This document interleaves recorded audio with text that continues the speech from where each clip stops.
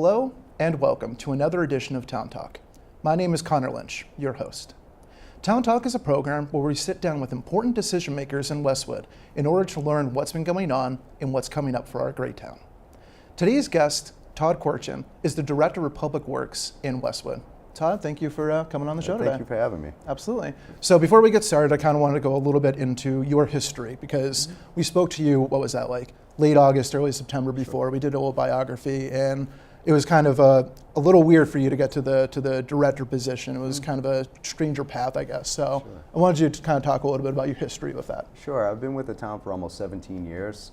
I started as a heavy equipment operator and worked my way up. I became highway superintendent about 7 years ago, and I was in that position for about a year when our former director ended up taking a career path move.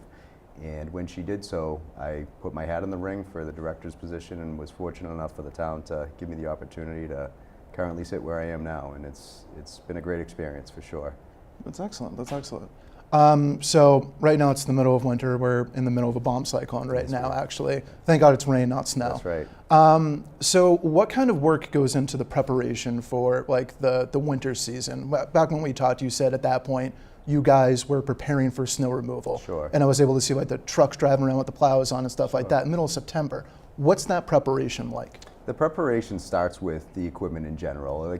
As we were mentioning back in September, it's assessing your equipment, making sure that it's ready to go out the door by the end of September.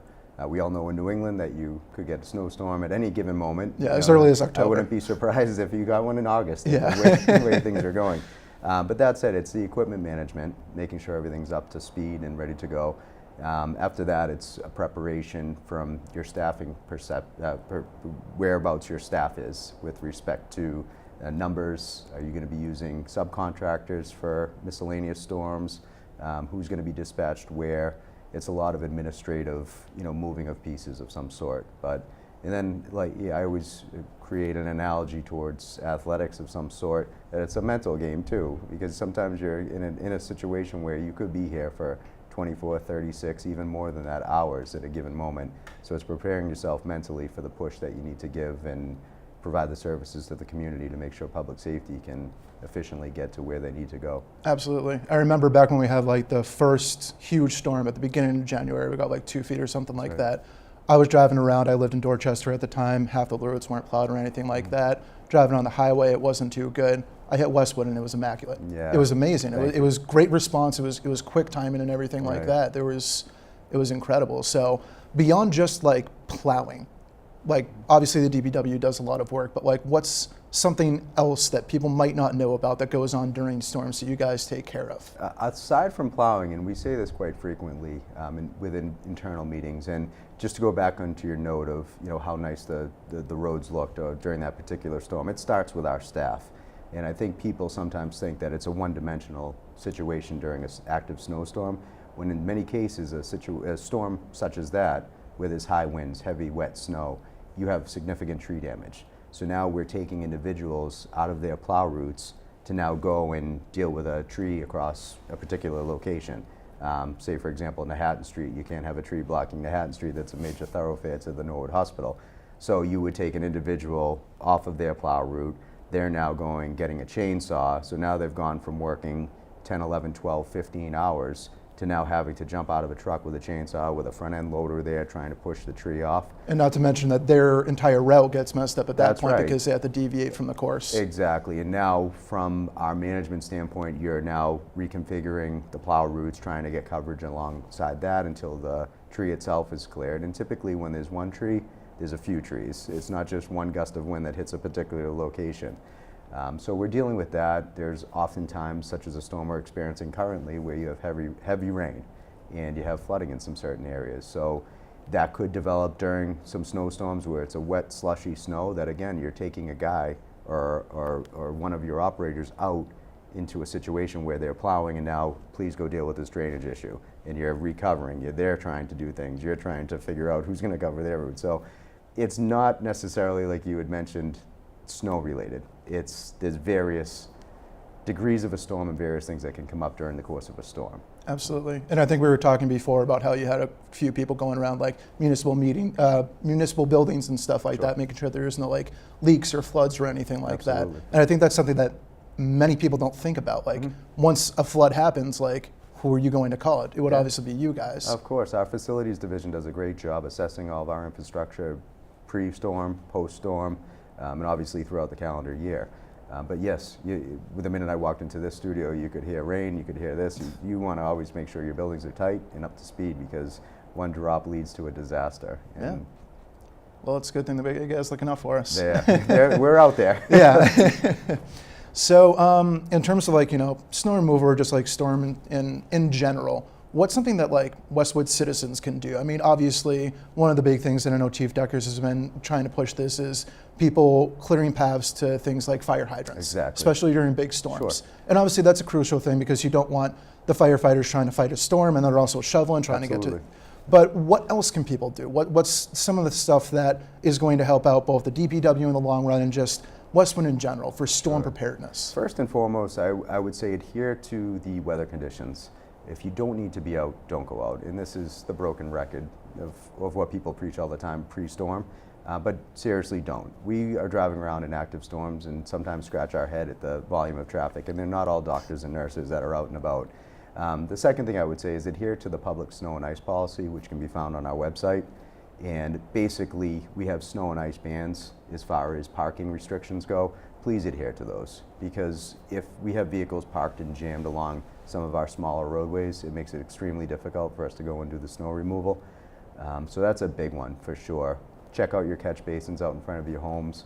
The minute the snow stops falling, if we have sub-freezing conditions that everything's going to become a block of ice instantaneously, that means our catch basins are covered until there's a melt. So that could pose some substantial problems.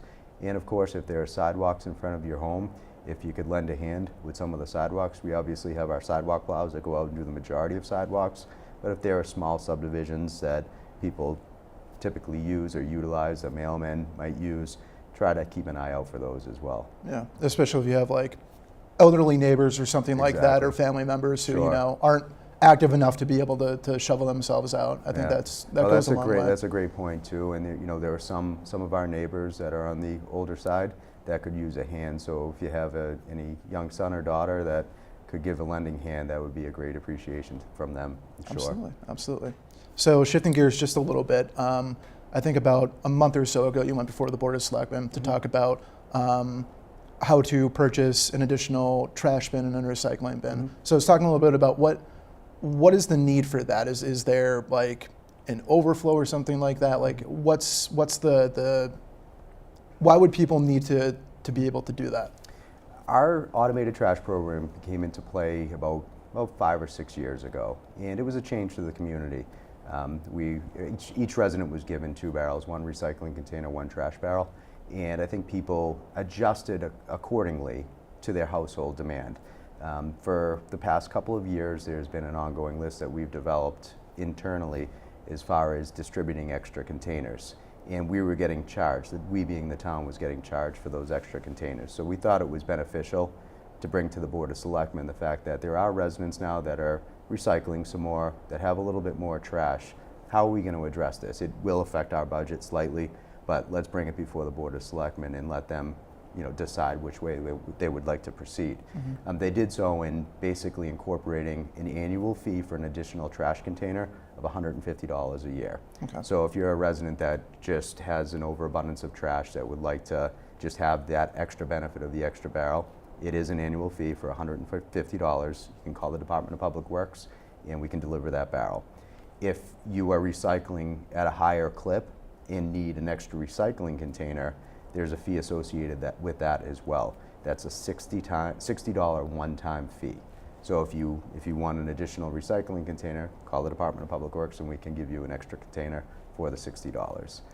The reason being, the reason for us charging for the extra recycling container is that, again, there is a cost associated with the pickup still of the recyclable goods along with the container itself.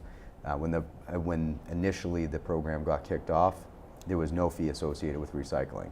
And a major reason alongside with the cost of the barrel itself is that all of our recyclable goods go to China. Right now that China is seeing a significant amount of contamination within the recycling goods. So the value of recyclables isn't what it was when we initially first signed our contract. So that's another thing I want people to be cognizant of is the contamination rates are going up. I think the average household doesn't recognize that things as simple as a plastic bag is not a recyclable good. There are a lot there are though. And on our website we have what's known as the Recyclopedia that you can reference as far as an A to Z list of things that in your common household, geez, is this recyclable or not? That's not to say everything is covered on the Recyclopedia that we developed, but there's a large amount of things that you would say, wow, I didn't realize that was, or I didn't know that wasn't. Yeah, so that could be a helpful tool for some to say, well, this could combat not just from the town of Westwood, because China is a lot larger than Westwood, and so are all the communities contributing to the China problem right now. But if we started and it trickles around, it could help the overall problem that we're seeing and why rates of recycling are expensive and why we do see a need to charge for a recycling container right now. Absolutely, and you don't really think about it. I just moved out of my apartment, and the amount of times that I was looking at something, and literally you just said, like, is this a recyclable thing? Right. Like, it doesn't hit you until you have to realize that, and then you have no clue. Exactly. So something like that, what was it called again? It's called the Recyclopedia. Recyclopedia. And it like doesn't cover everything, but there's a large list there, probably large enough for the common household to say, yeah, that answered my question. And if not, we're here to answer any questions if anybody feels free or wants to call, or if they want to come in the office, or we're always around. That's what we're here for, to answer these types of questions. Not specifically recycling all the time. Typically, it occasionally varies, some people's got to. Yeah, it you got to ask the question. Exactly. Sometimes. Exactly. Speaking of like recycling and things like that, we have our recycling day coming up and our hazardous waste day coming up. Do you have the dates for those? Yes, the recycling day is April 28th, okay. and our household hazardous waste day is September 22nd of this so year. If people want to participate, do we bring our recyclables and the hazardous waste to the DPW? Yep. If they want to participate, bring the recyclable goods to the DPW, along with on the hazardous waste day, you bring your hazardous waste goods. And I would recommend people checking in on our website. Again, it has a lengthy list of items that will be accepted, items that won't be accepted, and charges associated with either or. And we're here. Tish Healy, Laura Fisk, and Cindy Barenthal are our administrative assistants. They do a fantastic job answering all the questions. So if a resident has any question, if the website isn't answering that for them, they're more than welcome to shoot us a call or come on in. And if someone who hasn't if someone who in the past hasn't come before, are there any fees with that, or is it kind of just a drop-off day? It depends. On the hazardous waste day, I believe there are some fees associated with specific goods, but I would recommend checking in on the website for those fees. Excellent. Okay. So one of the big things that I've always talked to you about, we talked about it back in our interview, we talked about it today, is the Complete Streets project. Mm-hmm. This has been a huge overhaul for the town. Sure. A lot of new streets have been kind of like invigorated and things like that. So now that we're looking more towards planning for the summer when all these projects will start kicking off again, what are some of the big, I guess, roads that are on the chopping block? What are the roads that people are going to see major improvements on? Sure. Well, we'll start with our Complete Streets project of this year is the North Street Route 109 intersection. There'll be a reconfiguration of some sort with that intersection, making it more pedestrian friendly, sidewalk enhancements, and some paving enhancements and traffic marking enhancements. Mm-hmm. So that'll be right at the Route 109 North Street intersection, right by Bubbling Brook. Okay. So that's our big one. And the sidewalk improvements will continue on down to the Stamford Drive neighborhood, which will be resurfacing the entire neighborhood of Stamford Drive, along with redoing the sidewalk infrastructure in that neighborhood. So that corner of the community will see a significant enhancement. Our other annual paving projects will include Summer Street and the Gloucester, Salisbury, Westchester neighborhood. That entire neighborhood will be resurfaced with the exception of Woodland Road. Woodland Road will not be touched. Now, why is that? We repaved a section of Woodland Road about 2 years ago, and then the other one, per the request of the residents, is just going to remain a gravel stretch of roadway. So we have some good projects this year, good paving projects that will continue to enhance our pavement rating, which is in the highest within the state. That's excellent. It's a good score to have. We're roughly around an 85, which we're on the cusp of having that reevaluated this year. You'd like to have your pavement index reassessed every 2 to 3 years, and this will be our third year since we last had it, and it should only improve from our 85 that we received last time. And we're also doing the left-hand turn lane installation on Clabbertree Street by Severian Brothers High School.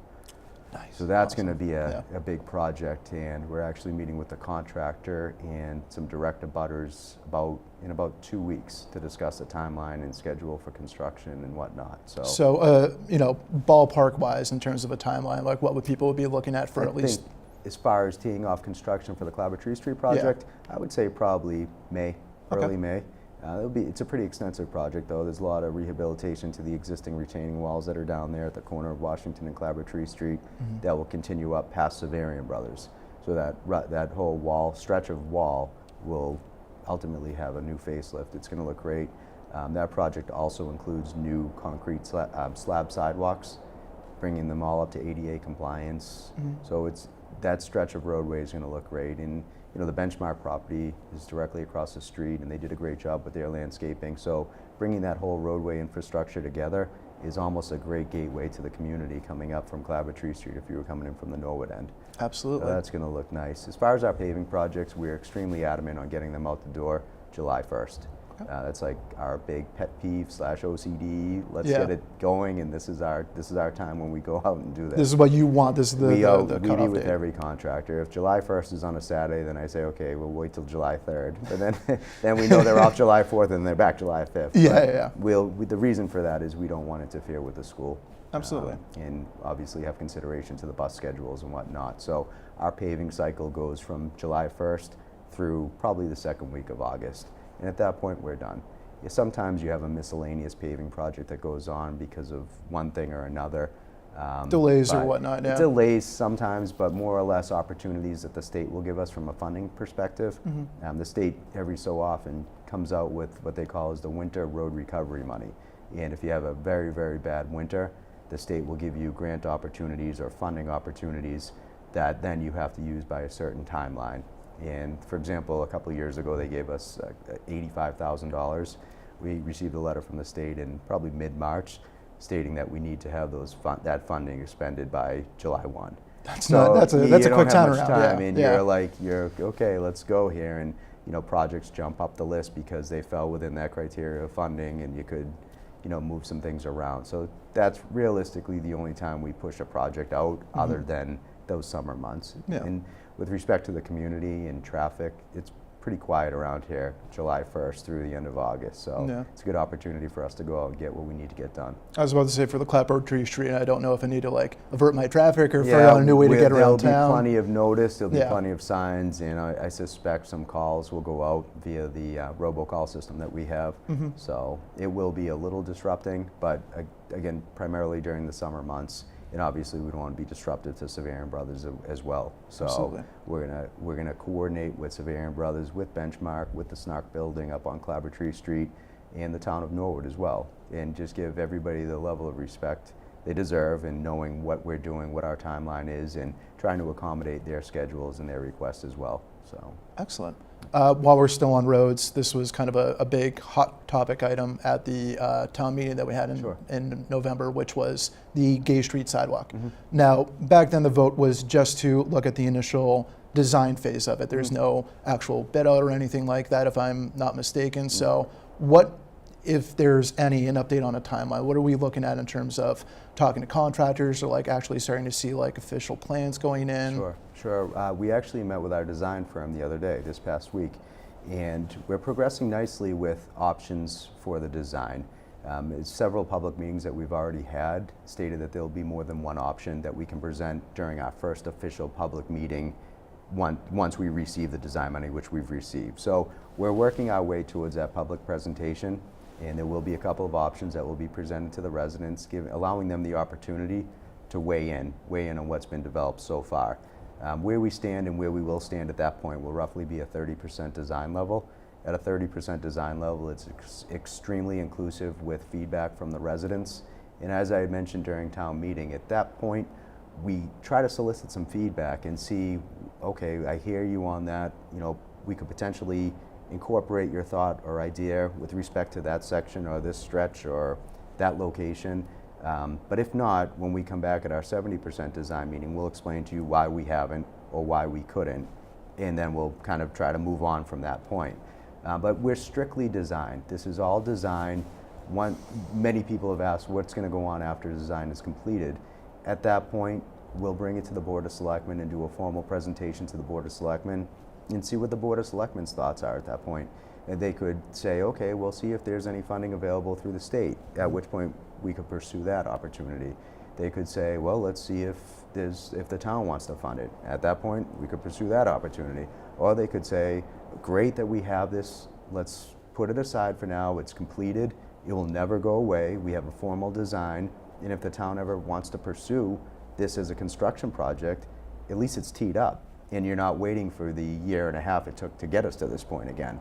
So all the options are going to be positive at the end of the day, and I'm not quite sure which route the town's going to want to take, but at least we're doing our due diligence as far as having something prepared, and let the town weigh in as far as what direction they want to take it at that point. But at least at this point, it's pretty clear that there's no set plan. There's no one person saying this is going to happen at this particular time. No, of course not. And we made that clear. Our goal from day one, in day one being 2 years ago at town meeting, to start the survey process to see what could be done.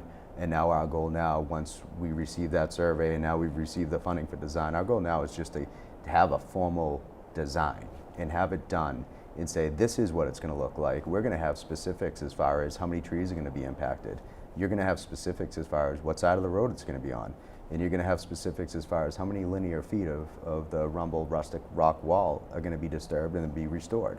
So those are the answers that several residents were trying to get during the preliminary public meetings we had prior to us receiving the approval of the appropriation. And that's very specific It's and very very nitty-gritty. Yeah. specific. I mean, that was the funding that we needed to absorb to be able to give the residents these answers. And it was at a tough point of where we stood prior to town meeting with respect to what way do we go. And that's why we went for the $250,000 allotment, to be able to provide these answers. Absolutely. So maybe not specific dates to nail down or anything like that, but if people want to come in, input their voices for when the 30% is done, do you know about when people can look? If I was to guess, I'd like to do it prior to the summer. Okay. We would never host a public meeting during the summer. There's just way too many people away. And again, with respect to the residents who should be included with this process, I want to make sure everybody has the opportunity to come and weigh in and see where we're at this very preliminary stage of 30%. Absolutely, yeah. But be there. So I would suspect probably before the summer months kick in. I would think mid-May perhaps, but don't quote me on that, but that's a target that we do have internally.